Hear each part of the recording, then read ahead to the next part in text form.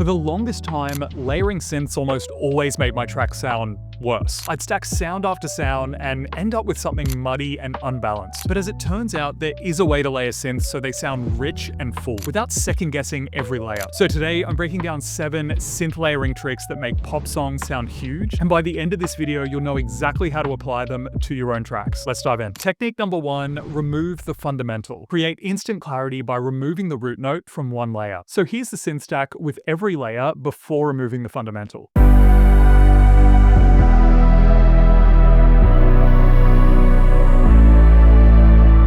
It works, but the low mids feel kind of crowded. In Serum, there's actually a really cool feature that allows you to remove the fundamental, so you're just adding texture and character without overpowering the main synth. So if we go to the pencil icon over here with the aim of removing the fundamental, this is what it sounds like.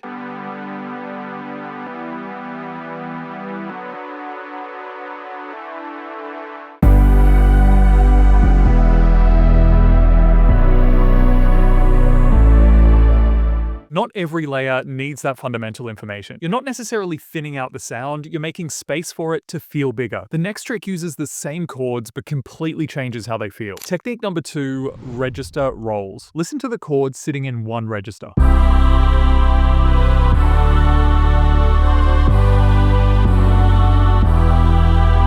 They're correct, but feel a little flat. Now listen to the same chords with an octave above and a different sound.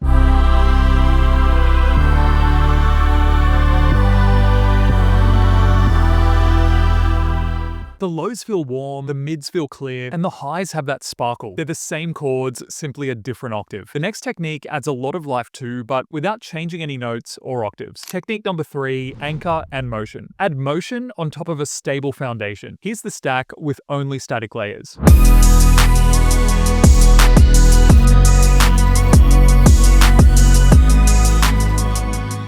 It's solid, but a little lifeless. Now listen with one subtle moving layer added on top. In this case, we've added modulation to this layer. This is what it sounds like.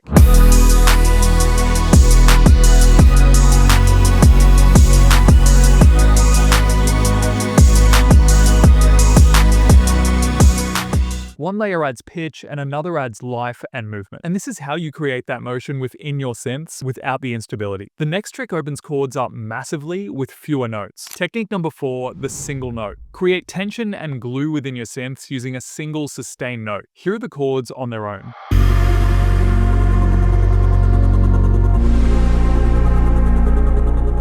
Musical, but still quite predictable. Now listen as we add one single note holding underneath.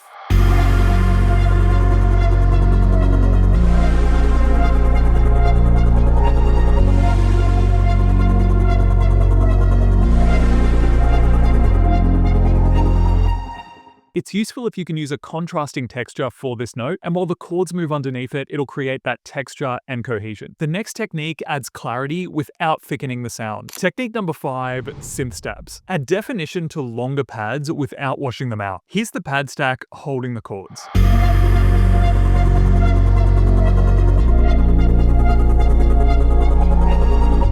It fills the space, but feels a little flat. Now listen with these short stabs layered on top of the chord changes.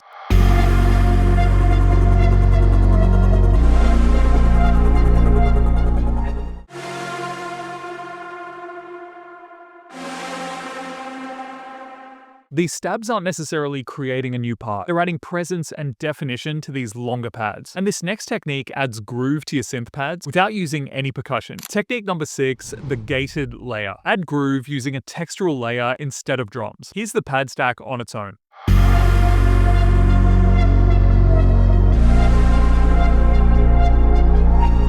Now listen as we add the gated rhythmic layer.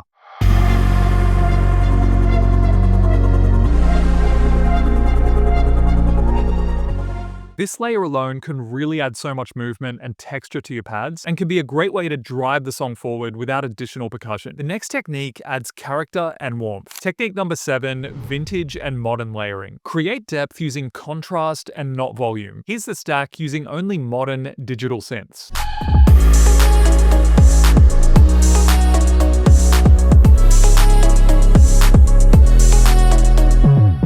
It's clean, but a little flat. Now listen with a subtle vintage style layer underneath.